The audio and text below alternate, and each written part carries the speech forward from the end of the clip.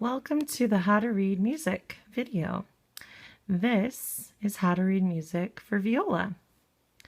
This is our viola clef if you look on the far left side. It's also called an alto clef. That is its real name, alto clef. The reason we say it's viola clef is because mostly violas play this. Only a few times do trombones play this, but it's mostly just violas. To the right of the viola clef, the alto clef, you'll see 4/4 time. A time signature is where the top number equals how many beats in a measure. So you have 4 beats per measure. The bottom 4 means that a quarter note gets 1 beat. But that's rhythm, so we're not going to talk about that mostly. We're going to talk about how to read alto clef or viola clef.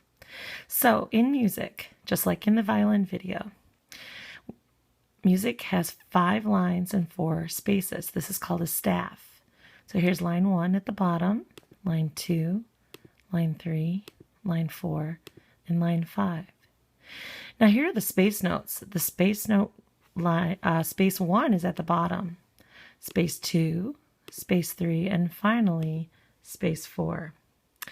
Now, this alto clef, this viola clef, is very important to know that there's a line that cuts right through the middle of it, and that's called a C, and this note is also called a C. It's very important to memorize this note. This note is a C. Now, if you memorize that this is third finger on the G string, you'll be able to figure out every note you have on your instrument. So memorize that this is third finger on G string, and if I follow this line all the way through, it cuts through our C clef. Now you might be wondering, why is this called a C? Because this line goes right through the middle. And if you notice, it kind of looks like there's 2 little C's, 2 little backward C's that on this clef. So that's how it helps me remember that this is a C clef. So here's my C note, which is 3 on G. Now in music, a note that comes after C is called D. So here in the middle of this chord, a chord is 3 notes or 2 notes or more. This note in the middle, sorry, my cursor's being weird. This note is open D because it's 1 note higher than this note, which was a C. So here's my open D. And then if I go 2 spaces up, I found open A. If I go back to open D and go 2 spaces lower, I have an open G. Now if I go to this note, which is 2 spaces lower than G, I have my open C. Now I can go through and figure out all the notes on my viola. This is open C, 1 on C, 2 on C, 3 on C. The reason it goes 0, 1, 2, 3 is because the notes are going higher in the staff. Therefore the numbers get higher. So if I use letters instead, the same thing applies. I start with a C and I go in alphabetical order. The next note is D, then E, then F. So open C, 1 on C, high 2. This note is high 2. You might be wondering, why is it high 2? Well, if I had a flat sign here, which would look like a baby little small lowercase b, that would make it a low 2, and that would make it E flat. But right now it's just a regular E, so this is a high 2. Then we have an F, which is a 3. The note after F in the alphabet is G. So now we move on to the G string. This is open G. This is 1 on G. This is high 2 on G, and this is 3 on G. The reason this is high 2, there's no flat sign here. It's just a B. It's not a B flat.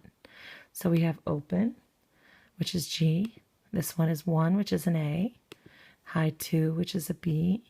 And 3, which is a C. And then 1 note after C is a D. So we're now at the D string. Here's your open D. Here's a 1 on D. Here's a 2 on D. It happens to be a high 2 because on D and A string, instead of seeing nothing, see over here, that was a high 2. This was a high 2. You didn't know. There was no sharp sign. There was no flat sign.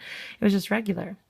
But over here we have a sharp sign, and on the D string, this sharp sign that looks like a hashtag represents high 2. If this sharp sign wasn't there, this would end up being low 2, which is an F natural. But because of this sharp sign, it's a high 2. So here's a 3. So we have open D, 1 on D, high 2 on D, 3. In letters, that's D, E, F sharp, and G. And finally, we move to the A string. Here's your open A at the top of the staff. Actually, it's above the staff. Then we have a 1 on A. Here's a high 2 on A, because remember, for D and A string, we need to see that sharp sign if we have a high 2. If that sharp sign was gone, it would be a low 2. Then we have a 3, and then we have a 4 on A. In letters, this is A. You might be wondering, wait, this note was G. Why does an A come right after a G? Well, in the musical alphabet, there's no such thing as H, I, J, K, L, M, N, O, P, etc. So after G, we repeat our letters and start again with an A. So this is open A. This is a B. This is a C sharp because of this sharp sign. This is a D. And this is an E. And that's how to read music, basically, on the viola from open C to 4 on A string. Thank you. Have a nice day.